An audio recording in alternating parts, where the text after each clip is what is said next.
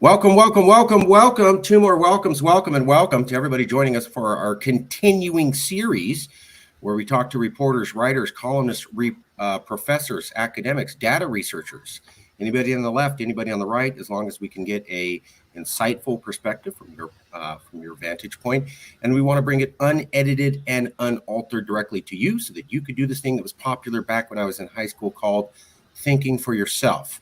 Maybe it'll come back. Maybe it won't. With us today is our privilege to have Professor Dr. Brittany Shoots-Reinhard from the Ohio State University College of Arts and Sciences in the Department of Psychology. Shoots-Reinhard is interested in decision-making and attitudes and persuasion. One area of her research investigates how perceived and actual numeric ability influences decisions and motivation to ultimately improve academic, healthy, and financial outcomes. Second area involves evidence-based communication and how factors such as emotion, message resistance, good point, and numeric ability facilitate or inhibit persuasion and behavioral change. She has explored these factors in topics such as tobacco use and safe driving, PhD in social psychology from Ohio State, social psychology master's from Ohio State, and a BS in psychology from Ohio State. Some of the selected publications. Despite high objective numeracy, lower numeric confidence relates to worse financial and medical outcomes. Pictorial warning labels and memory for cigarette health risk information over time. Improving numeracy through values affirmation enhances decision and STEM outcomes. Personality, certainty, and politics, increasing the predictive utility of individual difference inventives. And not all contrast effects are created equal. Extent of processing affects contrast strength. And disjunction between probability and verdict in junior decision making. She's worked in communicating numeric information funded by the National Science Foundation. She's also worked in the psychology of driving funded by the Risk Institute at Fisher College. Some of her past projects have been RAPID, a longitudinal study of public responses to the coronavirus. We're going to get into that in a little bit. And this is the article where I found the professor. But before we get into that, let's check in and see how I did. Professor, did I say anything wrong? Do we need to correct anything with the record at all? Nope, no corrections. You're good. Okay, great. All right, then we're going to get right to the meat and potatoes. Here it is. The article was Ability-Related Political Polarization in the COVID-19 Pandemic. It came out in 2021. Just for the audience, why did you do this study and why did you do it in 2021? And before you answer, if you could answer both as an academic and just as somebody living in America with two working eyeballs. And if you could speak to me as if I was in a cave or coma for the last 5 to 7 years, just so that it's coming totally from your vantage point. What's going on in America? Why is this a worthwhile topic? Why should people care? Why did you care? And why was 2021 the year that you got involved? Absolutely. So it's a funny story because actually it's a story of that I think we don't tell enough in science, where we've started out with one idea and what ended up happening was a little bit different. Like my bio mentions, I work in a lab that we study how people's beliefs and emotions influence decision making. And we kind of saw COVID-19 start to bubble up. So there's this virus that seems to be scary. So we thought, in decision making, we study a lot of things that maybe are easy to study in the lab, but are maybe less impactful in real life. So one of the things that we study a lot are gambles. Sometimes they're not even real gambles; they're just hypothetical gambles. Or we make people make hypothetical choices about medications. But this was a topic that was going to have really big impacts on people. So we decided we would do a longitudinal study with a panel of people that we recruited from Amazon Mechanical Turk. So these are people that have signed up to do studies.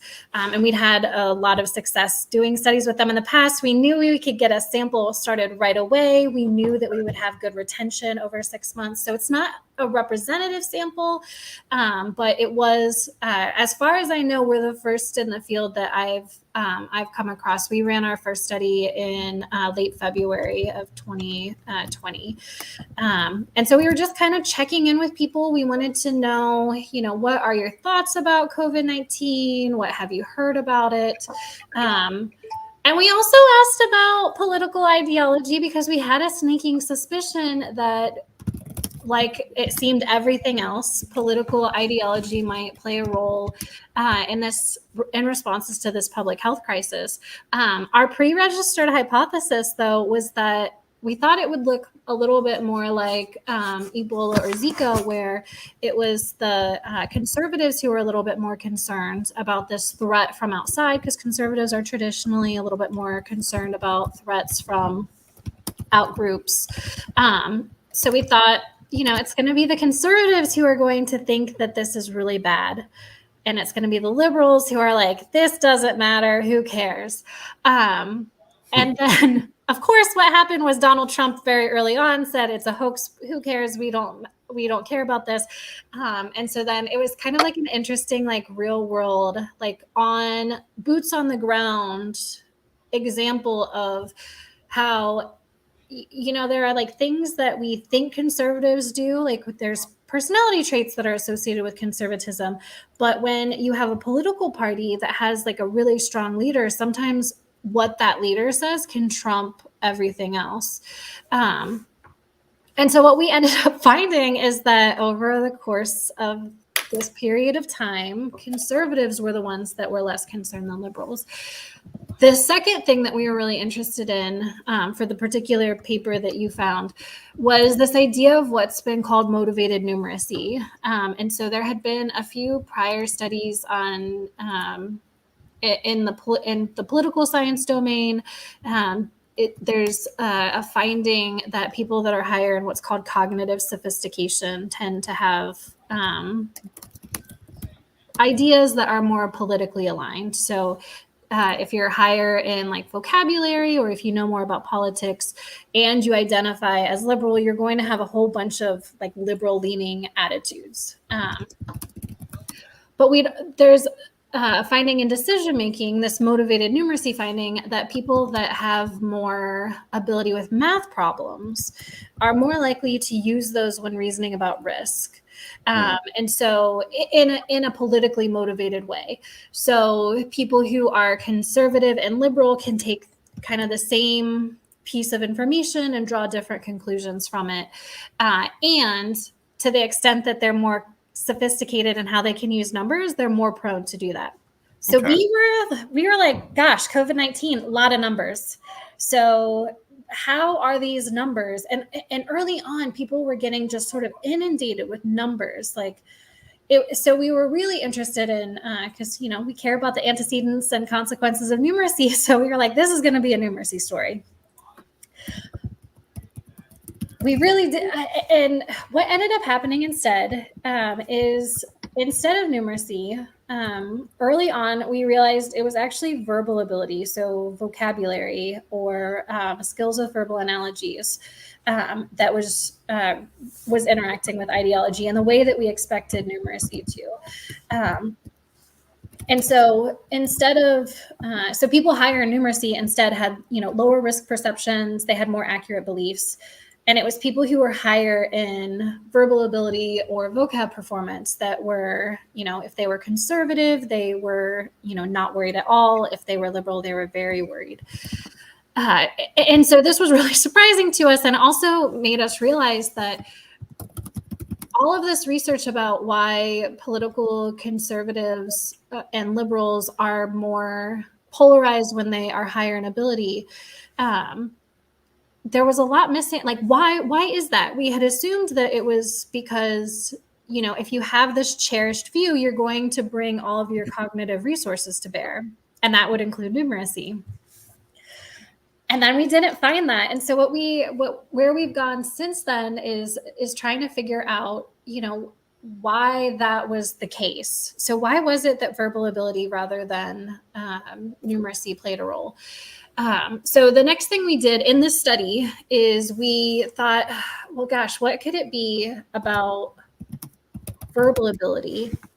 So verbal ability is related to crystallized versus fluid intelligence. So crystallized intelligence is all about wisdom and how you accumulate wisdom. And so if you are higher in verbal ability, you tend to be more wise and more knowledgeable about a variety of topics.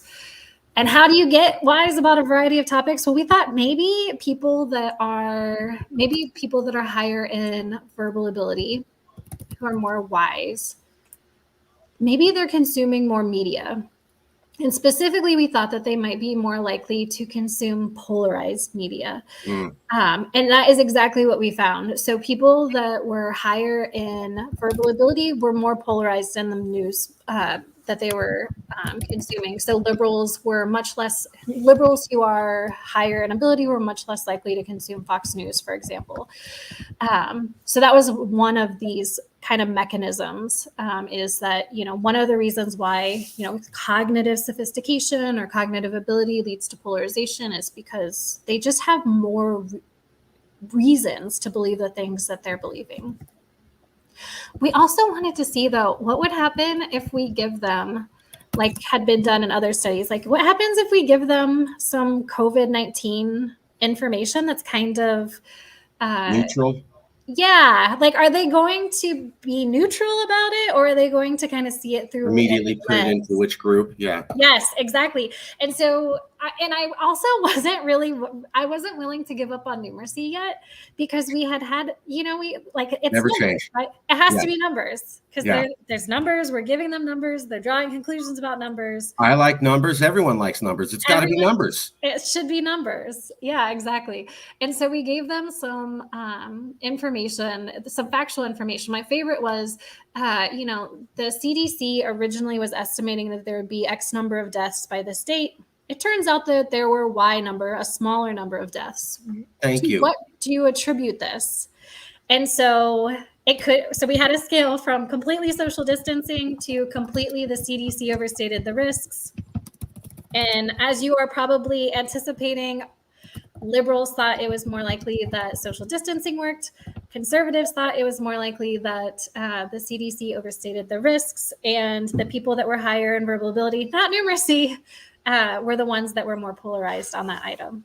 And so it became clear that, even if you give people, and I think this is the thing that's really surprising for scientists, and the thing that is really interesting to me is, I think for political scientists, they kind of know that everybody sees through a political lens. But I think with COVID-19, and I think climate change as well, there's a frustration when you are communicating about, and public health officials, I think, we're not anticipating this whatsoever. You're a doctor, you give people medical information, they follow your advice. Like, I don't think that, anyone was expecting pushback that was politically motivated. And that is exactly what happened. Like the pushback became very polarized, like people were pushing back for different reasons, to different figures. But the idea is, for a lot of people, if you just give people information, it should reduce polarization, because you just give them the information. They're incorrect. One side is correct, one side is incorrect. You give them the information and it should solve polarization. And I think our data show that there's room to be cautious about that, because we found that the people that were most polarized were also more likely to take that same piece of information and draw, opposite conclusions. Because if you think about the example I just gave you, if you think that the CDC overstated the risks versus you think social distancing worked, if you see an increase in cases again, you're going to do two very different things. If you think the number of deaths was lower because social distancing works, well, then that means social distancing works and we should continue to do that. If you think it's because the CDC overstated the risks and there is fear mongering going on, then you're going to be really resistant to any further pressure to social distance. And I think that we're kind of getting, God, I thought like 2021, we published this paper. I'm still doing a little bit of COVID research. I thought like, oh, COVID seems like it's over. We probably won't do any more COVID research, but it's starting to like resurge a little bit. And it's perfect timing for this interview because we're starting to like dredge up the liberals are like, oh gosh, time to put my mask back on. And conservatives are like, what are you doing? This didn't work the first time around. It sure isn't going to work the second time. There's, just keep going. No, that's really the story. The one other piece that we did is because I still wasn't ready to give up on numeracy because I was like, maybe never change, Professor. Never change. Call me Brittany. Never change. Brittany. She gave me permission. Okay, yes. Mom. Don't criticize me after the interview. She gave me permission. Okay. Yes, Brittany. Please call me Brittany. Yeah. So, because you always want, and I think this is reasonable. If you have a hypothesis going in, usually it's not out of thin air. You have a reason to expect it. And so when you get results that you don't expect, I think it's worth pushing back on them a little bit. And so we had done the push with the sample, but then, we hadn't looked at a different sample. And so I was aware of this great resource. It's called the Understanding America Study. It is done at the University of California, Dornstrife, and it is publicly available data. USC. It is a great resource. And they are so generous with this data, and they had a COVID panel. And their sample is nationally representative. Ours was a convenience sample, so it took them a little bit longer to get in the field. But they had really similar questions to the key things that we were interested in, which was people's risk perceptions. So we took a look at their panel, and not only did they have a really similar numeracy measure as we had, but they had additional measures of fluid intelligence. So fluid intelligence, the one that they used is like a number series. So you get the practice problem is something like 1, 3, 5, fill in the blank. And so, the next one would be 7. And so they're number series. So it's not really a calculation, it's pattern recognition. So it's more of a fluid intelligence measure. And so we had, even more ability measures, a larger sample, a representative sample. And we could look at risk perceptions, and they did risk perceptions in a little bit different way. And wouldn't you know it, the exact same thing happened. It was actually the two. They had vocabulary and verbal analogies, and both of those were the ones that were driving polarization compared to numeracy. So then then I really gave up. Like maybe numeracy matters for some of these motivated processes, but where we've gone since is numeracy seems to be really tied to accuracy because it's people making calculations. And so a lot of times when you are making calculations, you're not going to necessarily go astray if you're higher in numeracy. We have other research that is involved in that. Sometimes you do go astray if you make too many comparisons or calculations, but that's a story for a different day. And cognitive ability, that's the verbal kind, like this motivated wisdom, that seems to be what is driving people to become more polarized. And we haven't really figured out still what it is in particular about verbal ability that lends itself to polarization. That's an ongoing research question, but at least for COVID-19, what we were able to do is say, hey, maybe people aren't finding this motivated numeracy effect because it's motivated, what we're calling motivated wisdom instead. So just for the audience at home, let me try to summarize, I think, what I'm hearing. And then tell me if I got it wrong or right. Sure. For fabulous prizes. You would think that people who are very good at talking and rationalizing and being wise, and you would think that people who are good at studying numbers and data would see the data, would see the information, and would come to the most logical conclusion. And rather what you found was that doesn't matter how smart they are, doesn't matter how good at numbers they are, doesn't matter how wise they are, doesn't matter how good a talker they are. They still fall into two camps. And when you present impartial data, they go, okay, thanks for the impartial data. I'm going to now interpret it in a way that benefits my side. And you, as a professor, are being frustrated going, you guys are smart. Can't you pull yourself out of the box for a second and see that the data is the data? It's not partial data.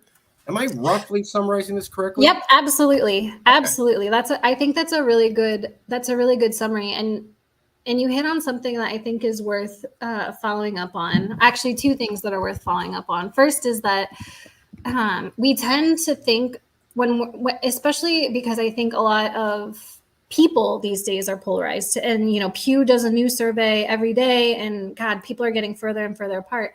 And we tend to make really uncharitable attributions about people on the other side. We tend to think that they're closed-minded and stupid. And I think my research is important because it shows, or like the research I'm talking about today, which is not just me, it's a whole big, amazing team of people.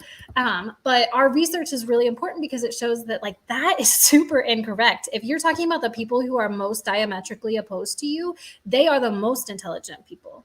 And so treating them like they're stupid or assuming that they're stupid and then giving them really dumb arguments isn't going to persuade them. The second thing I think that it's important that you touched on that I think is really important is that idea of people are going to not come to a communication as if they're a blank slate. And so they're going to bring to bear all of their past knowledge, so that when a conservative looks at a graph, and you could even see this, I think, with some of the comparisons that people were making to the flu. So, you can make a comparison to the flu, and or you could make, and compared to the flu, COVID is a lot more deadly. But in terms of the absolute risk, for a lot of people, it doesn't feel like it's that much more deadly. So you go from is that absolute We're risk not allowed to risk? say that. I Are we remember not? when people were saying that in the middle of COVID. How dare you compare it in any way to the flu?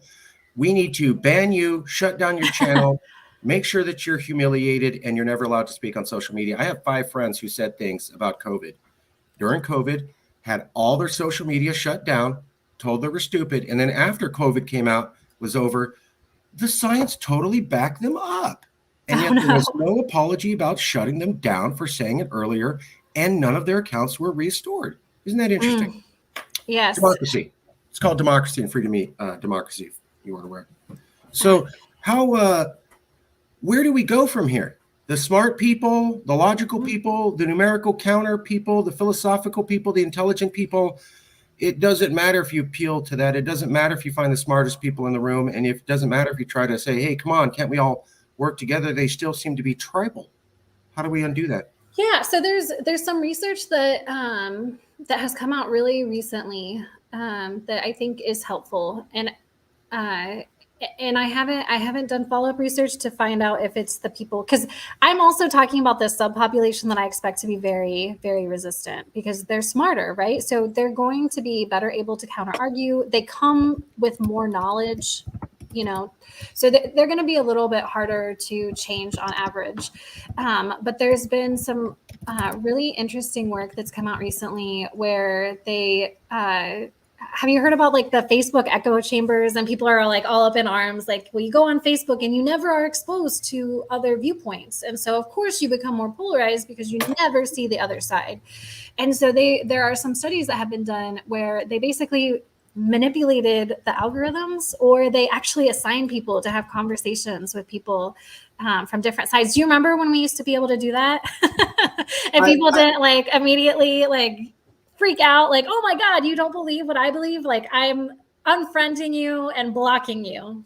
I agree. There is a lot of evidence of echo chambers on social media. There's a lot of professors in political polarization and a lot of the media and a lot of politicians who will say it's social media, it's the algorithms tearing us apart, and they're making us more aggressive and tribal. However, there is another group of professors in this field who say, I'm not so sure. Mm-hmm. Their opinion goes something like this: I'm already polarized, so I'm just going to go find news sources that back that up. And hey, if Facebook does a great job, I'm staying there. Versus I went to Facebook, I wasn't polarized, and Facebook made me polarized. There seems to be a debate on were these people searching it out beforehand, or were they impartial, passive, tabula rasa people, blank slates, and then the evil algorithms turned them into a monster. Oh, and I'm saying Facebook It's a debate. echo chambers. It's a debate.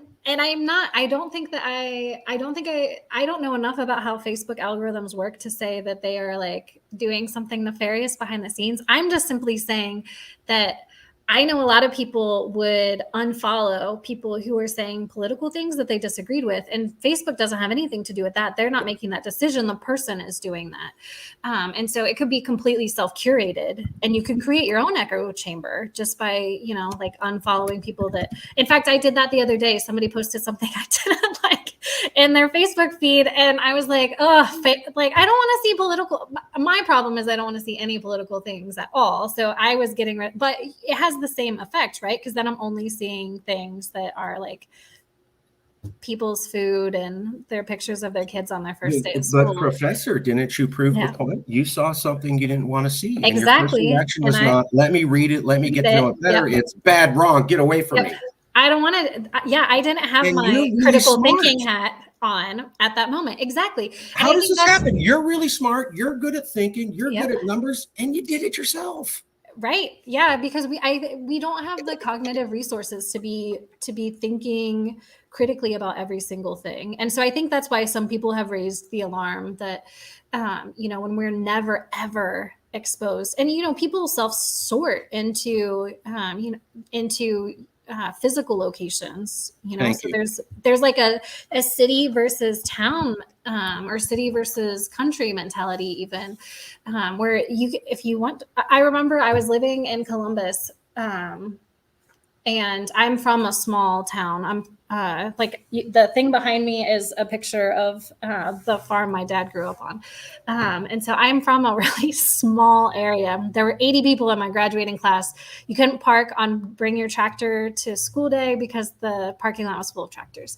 And so when we moved to Columbus and I was in graduate school, I can't remember which election it was, but we didn't know, my husband and I, everyone that we were friends with in Columbus was voting for the Democratic candidate. And then everyone we were friends with back home was voting for the Republican. And so it was really interesting to see, like, we had this like moment where we're like, who are you going to vote for? And we were like, obviously, whoever it was, probably Obama. And then they were like, what? We don't know anyone who's voting for Obama. And we were just, we were both sides were kind of like, what has happened? And so you saw polarization firsthand. Yeah, absolutely. And so I think we see a lot of it. But I have also seen things that give me hope. And that's why I was mentioning social media. So there was a ballot issue in Ohio that would have made it more difficult for citizens to change the Constitution. And it wasn't exactly, so there were some prominent conservative groups who actually came out against it. But the current administration that is in power, that is conservative, was kind of responsible for putting it forward. And there was a lot of discussion on Nextdoor.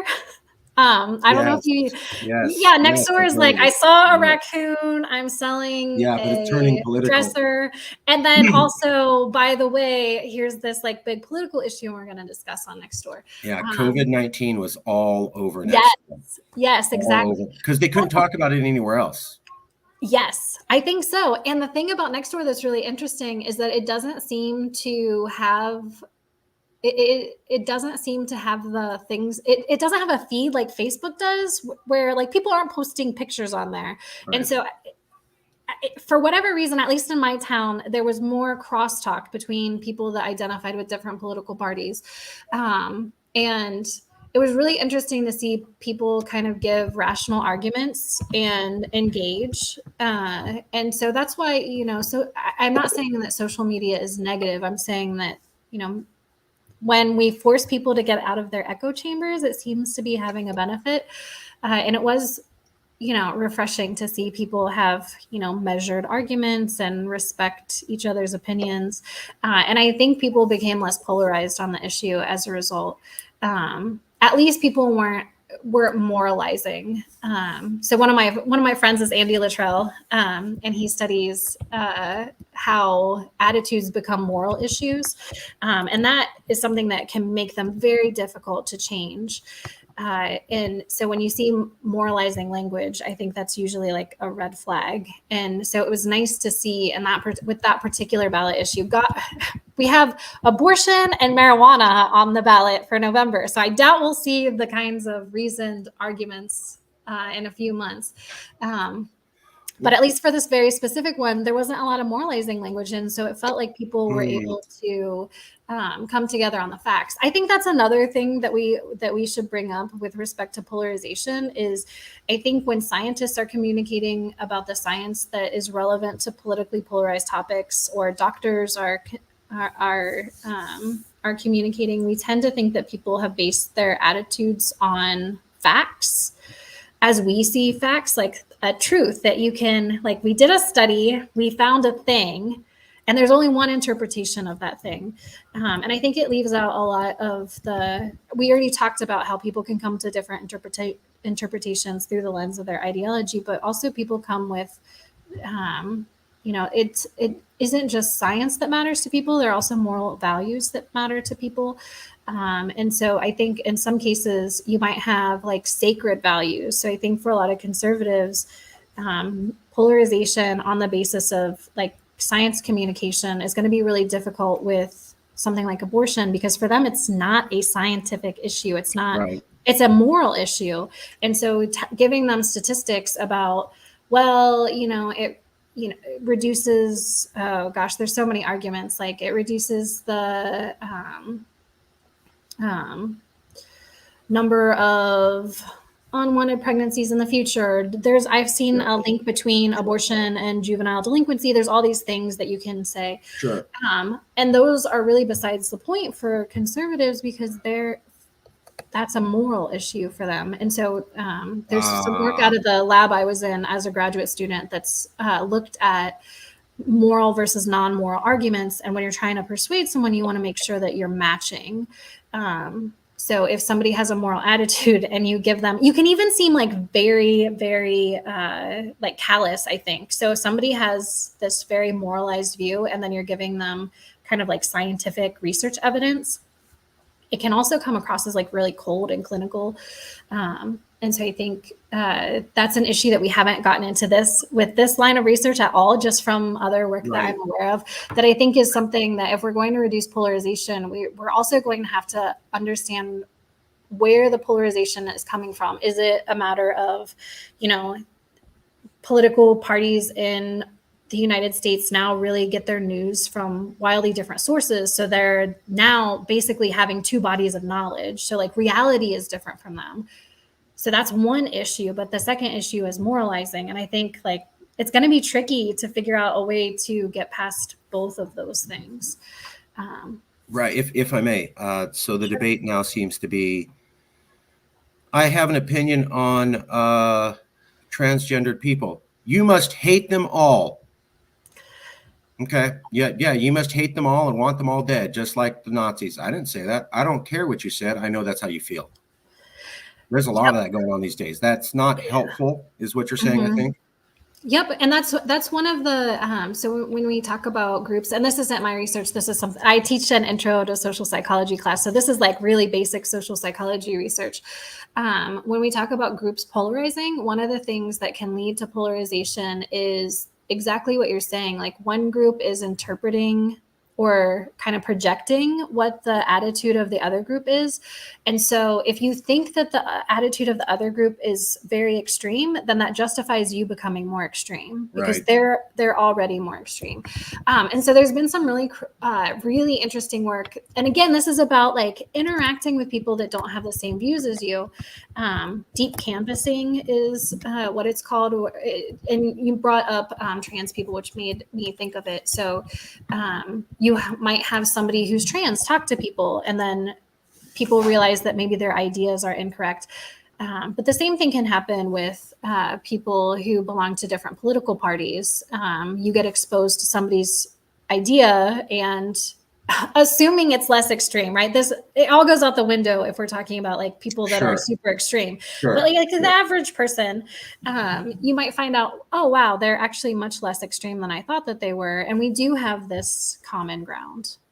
There's a lot of studies that show that the more polarized groups get towards each other, the more likely they are to attribute extreme attitudes to the other group. So the more polarized Democrats and Republicans are, the more likely Democrats are to think Republicans will believe the most extreme beliefs, and Republicans think Democrats will believe the most extreme beliefs. Like one side hates America and wants us to be destroyed, and the other side hates all minorities and wants slavery to return. And, both, I think, seem extreme attitudes, and you have a lot of people holding those opinions.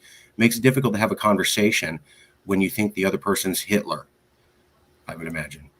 Yeah, well, and I've seen, yes, a lot of discussion gets completely derailed once you bring out Hitler. I'm just saying that it's you're a racist, you're a bigot, you're a sexist, you hate America, you're a communist, you love, the enemy. It's just extreme language rather than saying you have a difference of opinion and I may not agree with it, but let me find out more what that is. I also think it's really interesting that you meant the language that you're using is all about emotions. So I think that we also like to think that, and this, I'd like to go here next with my research. I would imagine that smarter people, their attitudes and beliefs are just as much based on emotions as people who have lower cognitive ability. Yeah. But I would imagine that they have the perception, and maybe I should say we have the perception. I shouldn't talk about like humans like they're aliens. And like here I am, I'm not polarized. But I would imagine people that are higher in cognitive ability think that all of their attitudes are based on facts, based on science, and not as much based on emotion. And so I wonder if part of this inability for people to depolarize is that there's an assumption that my beliefs are due to the way that the world is and should be, and you are using your irrational emotions. And so and I think that that's like a really interesting way to think of, like, yeah, it is kind of what people are saying. They're saying like the other side isn't just extreme, but they're also like very emotion based rather than, it's not, I'm trying to think of it. It's hard to even think, I think, of extreme beliefs that aren't super emotional. I mean, that's what I see. Well, let's set like a 90% tax rate on billionaires, right? Like, so that would be really extreme. But I think people, if you said that, people would be like, you hate billionaires. That would be like the way to condense it and like dismiss it. And then of course, if you believe one side hates billionaires, then you're maybe going to like respond with, being condescending or giving them information that they already know. Instead of trying to see both sides. I've noticed another thing. There's not a whole lot of research on this, very, very little, but there's this idea of when people have an attitude and they're maybe defensive about it. Because the other thing I study is reactance to messaging. So I'm going to flip from politically motivated attitudes to tobacco or distracted drivers.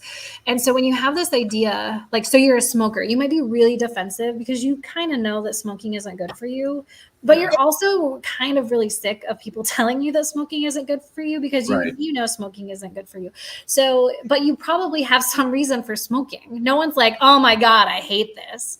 And so there's, exactly. So there's the suggestion that if you acknowledge the reasons why somebody might want to do something that's bad for them, or in the case of a political argument, you might acknowledge that there's both sides and both sides are valid. But here's what I think, and be a little bit less gentle rather than like really kind of firm and harsh, that makes people who are holding these values or attitudes or beliefs that are really important to them, it makes them a little bit more open, because no one likes to hear that their attitudes are stupid. Thank you. recognizing the other side has some points. Otherwise, we wouldn't be polarized, right? How on earth do we get polarized? Well, thank you. And it's the people that are higher in ability that get polarized if only one side has any value. If I could real quick, I'm glad that you brought this up. First, I wanted to say, did another interview with another professor, and they said the exact same thing. Yeah. They were studying college-educated people, and they thought, well, college-educated people should not be polarized, right? Because they're trained to think, and that was not the evidence at all. What they found was that the intelligent people are worse because they think there's no chance they could be polarized or influenced, and yet they are just as likely to shut down their intellectual parts of their brain to fit into their tribe as all other humans. And it's even worse because they're not aware they're doing it. And maybe they're better at it. And maybe they're better. Yeah. And the other part is, I've been saying this was my strategy that I've been slowly coming to in this interview series as to how to reduce polarization. I remember Hillary Clinton saying, you can have your own opinion, but you can't have your own facts. And for me, it seems there's separate sets of facts. I talked to a lot of conservatives, I talked to a lot of liberals. They are absolutely not aware of gigantic facts that the other side knows. And from talking to them, I've realized there's a bunch of facts liberals know that are true. There's a bunch of facts conservatives know that are true. Neither side knows those sets of facts. So we can't have any common conversation at all. And I thought, what if we just had 3 agreed upon facts in America, that all liberals and all conservatives said, let's not try to fix everything, but just 3 basic facts that we don't even have one. And I thought if we just had 3, maybe that's a move in the right direction. And yeah. I mean, I don't have a quick answer for you. I mean, it used to be that marijuana legalization is becoming more mainstream. Sure, so I mean, sure, maybe that sure. maybe So that's an agreed. Yeah. But you can look at abortion and immigration, and those are old school issues, and they're not. Yeah, but I think those also come back down to sacred values about fairness and respect for people. And so I think maybe the facts in those cases are what counts as a person or what counts as a citizen. And then it's really difficult to get people because then it's like this, it's like a sacred value, right? So if you're conservative, then a fetus is a person that's sacred. Right. And if you're a liberal, then, people have a right to autonomy, and that's sacred. And so I think that might be why those issues are just so difficult to get people to come to agreement on. So I've seen arguments like, well, if you increase access to birth control, it decreases the number of abortions that people might have. But if you think that even Plan B is immoral because, there was a fertilized embryo and that fertilized embryo is a person, then, people don't like to compromise on their sacred values. And so that's another example of people, you're trying to use facts, and maybe facts is the wrong word. I think there's a lot of things that we treat as facts, maybe that that can't be true or can't be conclusively proven true. Fair. I thought but they feel like they're true. I just thought, for the big example that comes to mind is obviously Joseph Biden won the election. I think there were some discrepancies in Arizona, but I don't think it was enough to cost the election. Obviously, he won. So we got to get Republicans to accept that he won the election. The Stop the Steal thing is garbage. At the same time, there's a federal report called the Durham Report. It's on the Department of Justice webpage. It has not been refuted by anybody. It's been up there for a year. And it basically says there was no evidence that Trump colluded with the Russians. I mean, maybe he did some bad business deals. Maybe he talked to them, but I consciously will work with you to rig the American system to top of that. Never happened. It was all made up by Hillary Clinton and her staffers, and they passed the dossier to the FBI, who abused the FISA process. This is on the Department of Justice, federal government's official webpage, and it was backed up by CNN. And yet when I talk to liberals, they won't admit it. And yet when I talk to conservatives, they won't admit that Stop the Steal's wrong. And I thought, what if we had in America where you guys admit that was garbage, and you guys admit that was garbage, and all of us have to admit that we can make mistakes.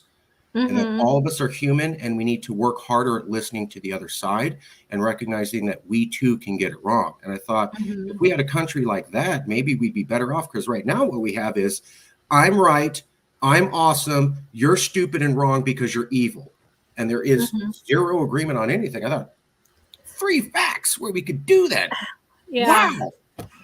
Yeah, Am I wildly crazy for thinking that? I don't think so. And again, this isn't an area of research that I do, but there's an idea called intellectual humility. So you can be super, super smart, but if you have the idea that you might be wrong, and so like I hate to toot my own horn, but like me with like the numeracy, like I might be wrong. I need to like, this seems weird. I need to like, before I publicize these findings, before I put them into the public record, I need to like really carefully dot my I's and cross my T's and make sure that, because I can be wrong.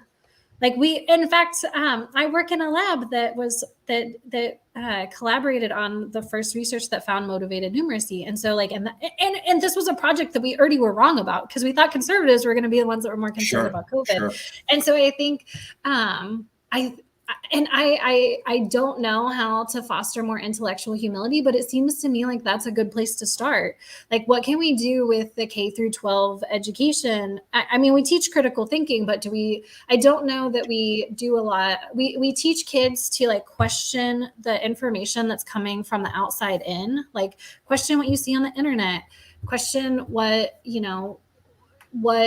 public figures might be saying, but do we do a good job? I don't know, of telling kids like, hey, you might be wrong about something. Like, that's why you need to be searching out this information in the first place.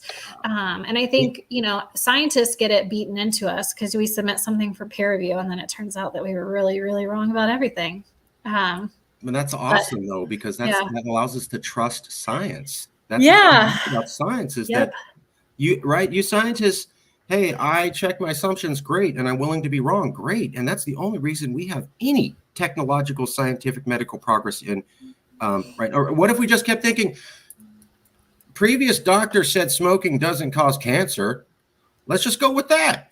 Yep. We challenge assumptions. That's not science.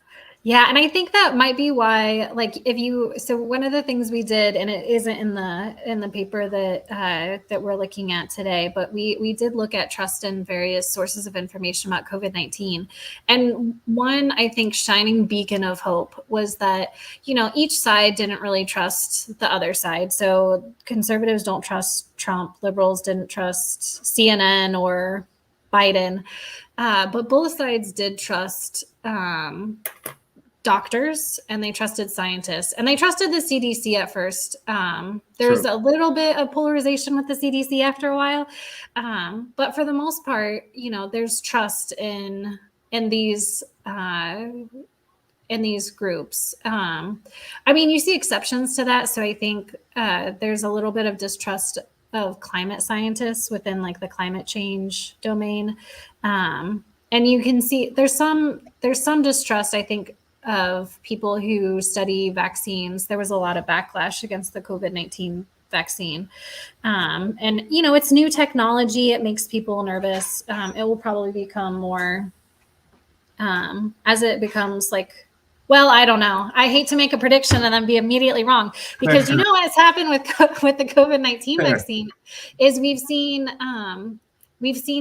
an ideological divide in terms of other vaccinations. So conservatives have been getting a little bit more vaccines skeptical in general, not just with respect to COVID-19 vaccines. Right. So I was going to say, well, and then after a while, it'll just be like common practice, common knowledge, and we'll just accept it because it's been there for a while. But I don't want to say that because I don't know exactly which way the wind will blow. Well, I certainly vaccines are important and et cetera.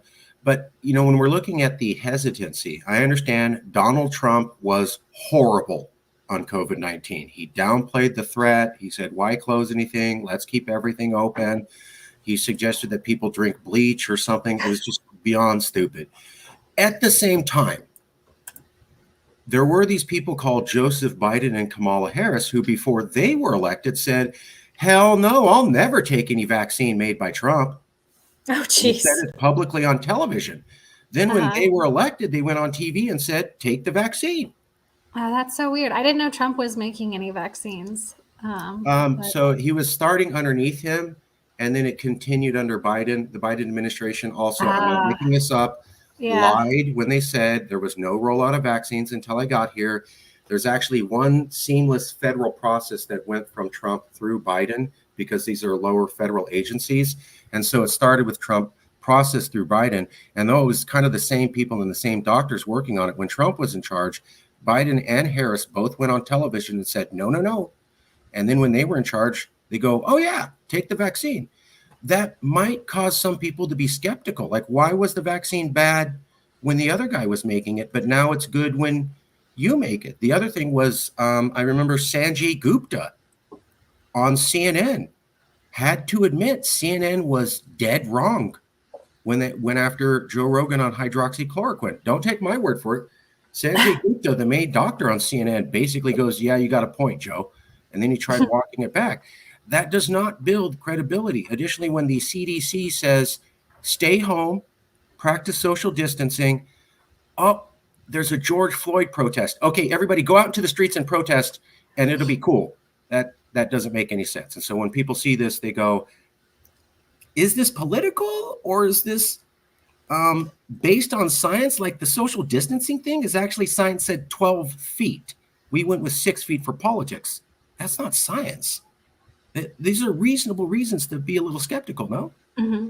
Yeah, I mean, and I don't know. I don't know about the hydroxychloroquine because I'm not an expert on. Sanjay So Gupta, I don't know. I don't know if it's real or not. Sure. So I can't speak to those issues.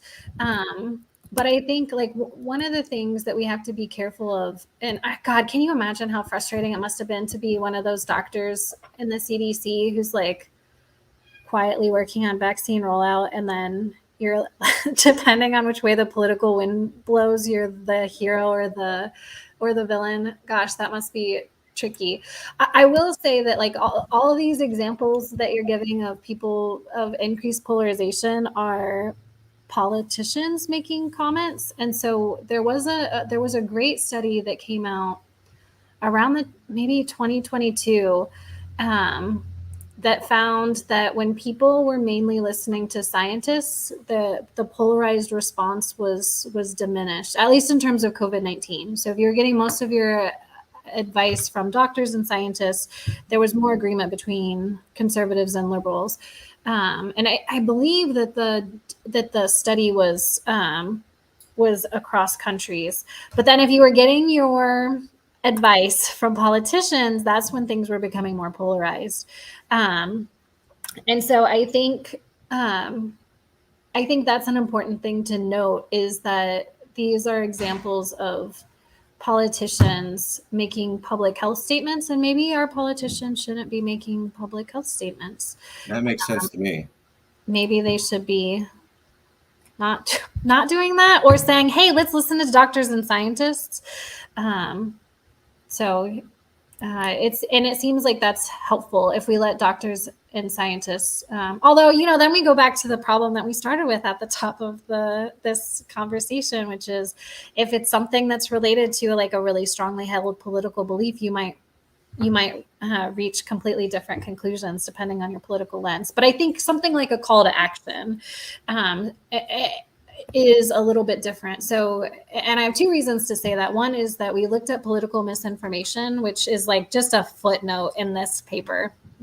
Wasn't a very important finding whatsoever, in terms of like the really surprising part, which was this greater polarization among people who were higher in verbal ability across, and the motivated reasoning and the selective exposure to media.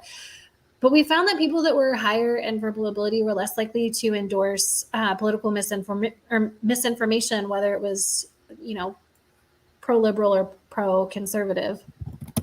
And I think a really clear statement that is unambiguous might reduce polarization. So if you say the science says 12 feet and you're a scientist, and then, the public health department says, hey, the science says 12 feet, I wonder if that might be something that reduces polarization because it's so unambiguous. Because we know that motivated reasoning and bias is easier when things are ambiguous. And so I wonder if like some really clear recommendations, and I think that's one of the problems with the CDC is part of the issue is that the science was evolving, but I think the public really interpreted it as ambiguous recommendations. Well, I mean, Fauci said don't wear a mask, and then he said do wear masks, and people Yeah. died when he said that, literally. So I would Yep. think that could cause some fear. Yeah, I think so. So and if I there's lost this, a family yeah. member because Yeah. Fauci incorrectly said don't wear a mask, I'd be mad for a long time. But you know, we have to. That's outcome bias. So we have to go with the information that we have available at the time. And Sure. so that's one of the problems I think that people have with science. It's one of the reasons people become anti-science is that sometimes like the like common knowledge or like the thing that everybody agrees on turns out to be like not exactly true.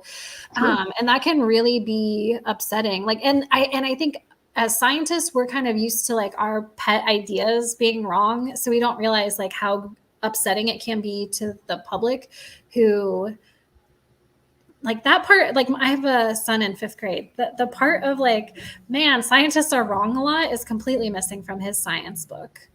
They give them experiments to do where you already know, like you have the hypothesis, and guess what? The hypothesis is going to turn out exactly as you expected it to because they led you to the right hypothesis. Right. And I'm not saying there's anything wrong with 5th grade education. He's getting really well educated, but I also think like, man, at some point it would be nice if we could like help people understand that a little bit better, that Fauci wasn't doing that because he wanted people to die. He was making a recommendation based on the information he had at the time. And then it turned out that was wrong. And maybe there's some communication strategies that could have been used to communicate that better. Like maybe every time he said wear a mask, he could have been like, this is new information that we have that we didn't have before. We previously said don't wear a mask, and now we're realizing that was wrong and people should be wearing a mask, and here's why.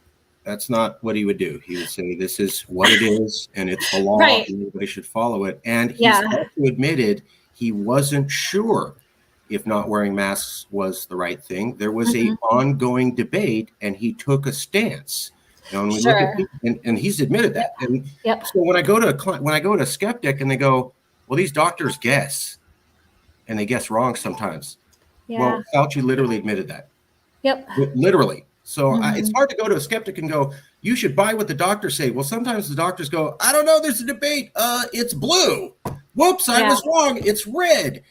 And then I go, well, see, you should have no skepticism of the doctors, and you should be cool with but he admitted he made a guess, and people died from it. Wouldn't it be a little bit hard to have that much faith in scientists when the scientists occasionally go, hey, I was guessing, bro. Whoops. It'd be nice if they said, and I feel like I've been pretty clear about when I'm guessing versus when I have. And so I think that, so I do a little bit of work in medical decision making too, and I think this is one of the areas that's really interesting to me is so like side effects, right? Like so we've done some studies on communicating side effects to people, and it's part of informed consent. So, you know, like from my perspective, the decision I made was that the COVID vaccine was efficacious enough and the side effects were either mild or so rare that it was the right decision for me. But I used the statistics. And so, you know, I'm really numerate, but there are ways. We actually did a study where we investigated how best to communicate to people so that they would be able to understand better side effects and make a good decision. And so I think that if scientists and doctors are maybe communicating uncertainty a little bit better, then a lot of these issues kind of resolve themselves. And so I think that maybe is the issue with Fauci. Like if he would have said, this is an ongoing, you know, the science is ongoing in this in this domain right now. And we have concerns about availability of PPE for medical personnel. So right now we're not making the recommendation, right? If he would have said that, I don't think that there would have been as much backlash. it's not really, I wouldn't advocate if you're a scientist or doctor listening right now, please don't guess and then wait for the outcome to like blow up in your face and then be like, oh, whoops, there was some uncertainty there that I didn't communicate. Like you can communicate uncertainty even to people who are lower in numeracy. Yep, that's a thing. We can, they do, like people lower in numeracy, they're more influenced by the format and the way that you present the information, but you can still present information to them. And so I think that's like a really important aspect, I think, that gets left out of the conversation sometimes. Trust in a public disaster is exceptionally important, especially if you need the public to pay attention for a couple of years. Mm-hmm. When we were in World War II, America is very different from Nazi Germany and Imperial Japan in that it would let its people know when we lost a battle. The other forces never did that. And what that did was build a lot of trust between the American people and their government, mm-hmm. that although people were dying and it was tough, we were doing the right thing and we need to hold out for the remaining 4 years because Roosevelt cut it to him straight. We didn't get that with COVID-19. Maybe that's why we didn't get the same level of trust for a commensurate period. Yeah. Yep. And we'll be dissecting COVID-19 for years and years and years. I was like, this one study, man, and we did this NSF, and I remember being in Ellen Peters' office, and we were like, I wonder if this is like even like we had just put the second survey in the field, and we ended up doing I think 5 or 6 waves, and we were like, I wonder if this is gonna fizzle out like Ebola did, and then like the second wave will be the only one that's useful. And then I got on a plane, and I went home, and it's been 4 years, and I still haven't been in person in Oregon. I'm guilty too. When COVID hit the first 2 weeks ago, this is going to be bird flu. We already did a bird flu. Yeah. We'll get through this, and we never saw it on that level. Also, for everybody watching, check out Dr. Lena Wen. Her name is Dr. Lena Wen. I'll just say she was a media darling on all the cable news shows during COVID, and now she's a pariah on all those same cable news shows. Although she was an outstanding doctor before, now she's a horrible person. I'll leave it there. You can find out why for yourself. Well, the question for you is, last thing, you personally saw polarization in your small town during the Obama presidency, I think you were saying? Correct me if I'm wrong. Yeah, I was saying, my husband and I, from being in grad school in Columbus, didn't know anyone who wasn't voting for Obama. And then when we came back to our small hometown, they were like, what? You're voting for Obama? We don't know anyone who's voting for Obama. Yeah. What year was that, roughly? Was that the first term, second term? First term Obama, second term Obama? Man, you're really putting me on the spot. Like, okay, I have to think, like, how old am I? What years were Obama? Okay, never mind. I'm sorry. What state? Ohio. Ohio. Okay, yep. So you were at a college town, and then you went back home to Ohio, and everybody's like, Obama? No, it's even more extreme than that. So I live in my hometown, which has 25,000 people in Ohio. And I went to grad school 35 minutes up the road in Columbus. And it only took a 35-minute drive to go from everybody's voting for Obama to everybody's voting for, I don't remember who, but. Wow. Yep.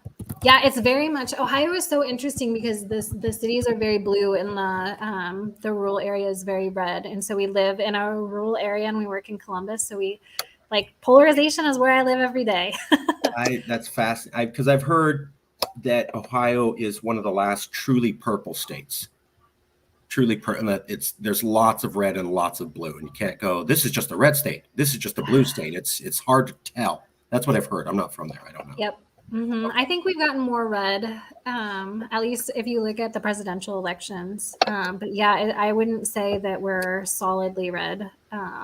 We're also one of those states that has some gerrymandering, so it's a little bit difficult to use like the makeup of the state legislature. But if you look at just like percentages of counties that go for Republicans or Democrats, yep. Interesting place to live.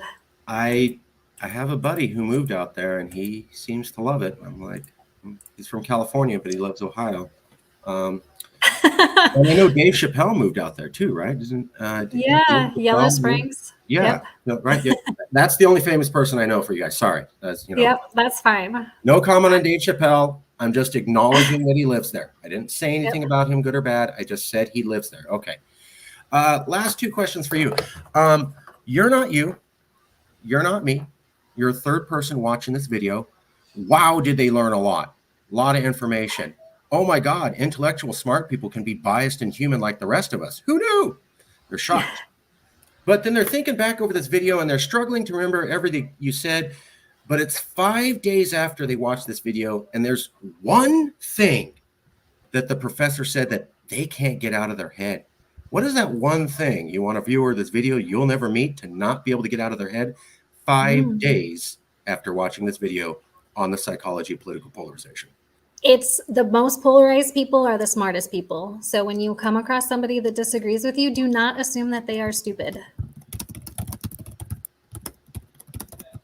And maybe if you're very smart and very polarized, maybe you're the person that needs to like think about the other side for a little bit. Woo! That's definitely going to get some people right there. But that's why we do the show, to learn. I constantly have my ignorant assumptions checked, and I feel better for it. Trying to learn and understand this problem better. If you're correct, then considering the other side should not change your mind. So what do you have to lose?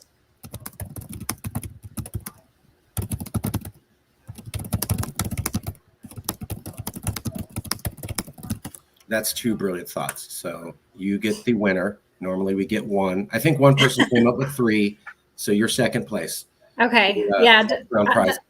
Yeah. That's all the brilliance I have for today. Well, we'll see. We're interviewing more professors. We'll see if someone gets more comments. They'll win the $1 million prize at the end. But otherwise, it'll go to you. Last question. I hope you found this was a fair interview. We didn't put words in your mouth. It was kind of a fair. Is there anyone you know who might be willing to be part of an honest conversation? They can be an activist. They could be a friend. They could be a professor. Anybody who might be willing to talk about political polarization. You don't have to name anybody at all. Yeah. But we always ask. We try to keep the conversation going. Yeah, absolutely. If you email me, I'll give you a few recommendations. Done. I will email you shortly with a copy of the video and asking for recommendations, and we'll leave it there. Thanks so much. Thank you, Professor, for coming out. I appreciate your time. I know you're busy, and I want to say thank you for your time, and I'll send you a copy of the video shortly. And this was a lot of fun for me. Yeah, it was good. It was good fun for me too. Thanks. Okay. Thank you, and goodbye to everybody in Ohio, and I'll email you shortly. Thanks. Bye.